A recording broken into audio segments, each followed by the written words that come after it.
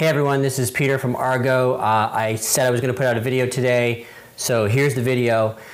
First, I would have put this video out earlier, but there were media restrictions on what we could say until these shares were issued. So obviously I'm talking about the equity deal that was announced on Monday morning through RNS. You'll notice there wasn't even a Twitter announcement that went along with it, which is normal practice for us. We normally tweet out pretty much immediately after we put out an RNS. Because there was US institutional investors involved, we weren't allowed to announce it in the United States until the deal closed.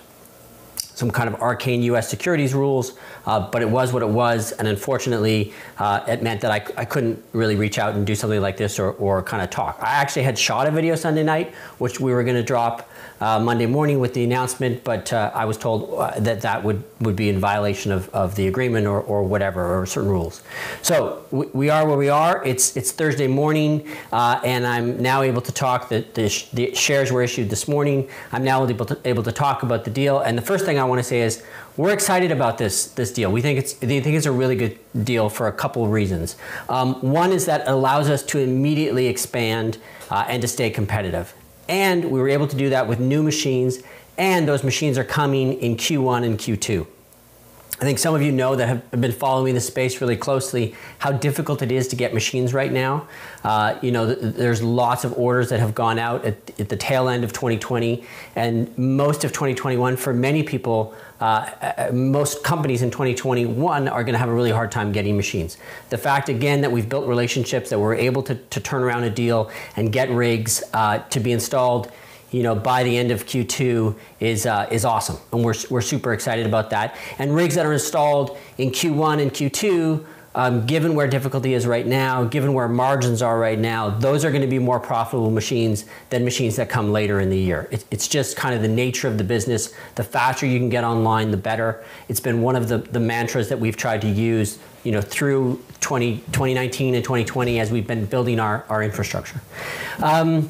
The other thing that is great about this deal from our perspective is that it allows us to prioritize our HODL, and it means that we don't have to sell Bitcoin to buy new machines. So again, we believe in Bitcoin. We believe that the more we can hold Bitcoin, the better. So having equity being able to be used for machines is awesome, and that's essentially what this deal is doing. So that's a great thing, and it really fits into our kind of a mantra of smart growth to see an opportunity and to seize the opportunity when it's there. That's what we did last year, and that's what we're doing this year, and we're excited about that.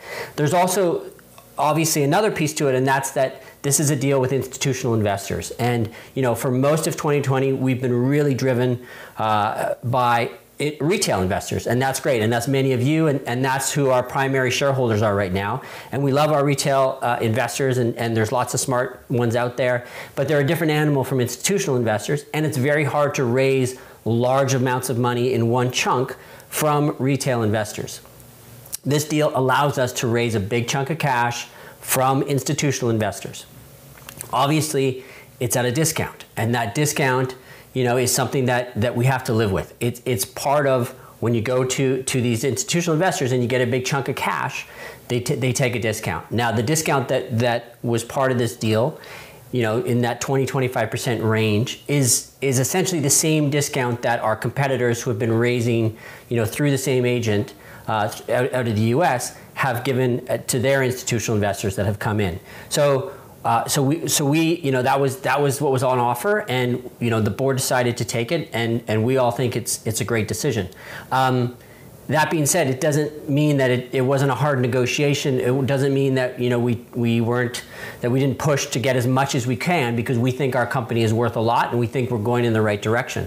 But it ended up the way it ended up, and we think in the long term it's the right thing for the company to do.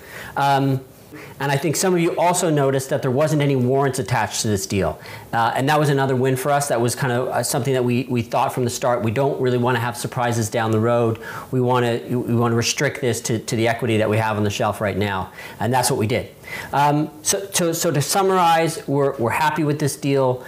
We think that we're using the same kind of thinking that we got us here, this kind of smart growth thinking. There's going to be some short-term pain, but those of you who have been, shareholders with us for a long time, and those of you that have been in the crypto world know that this is a roller coaster. It's part of the fun and part of the pain with being involved with a new technology, with being involved in the crypto space. It never goes straight up, and so there's going to be times where it feels like the sky's falling, and I can assure you that it's not, that we're in a good place, that we're stronger, we're moving forward, and we're happy to have you, those of you who really believe in this thing, along with us.